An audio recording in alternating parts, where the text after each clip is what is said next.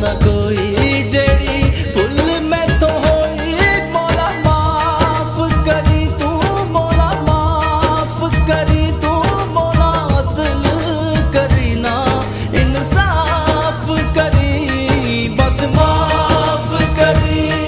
ना मैं अमल कमावा ना मैं फर्ज निभावा, पल्ले गुण कोई ना जदों सोचा शर्मावा।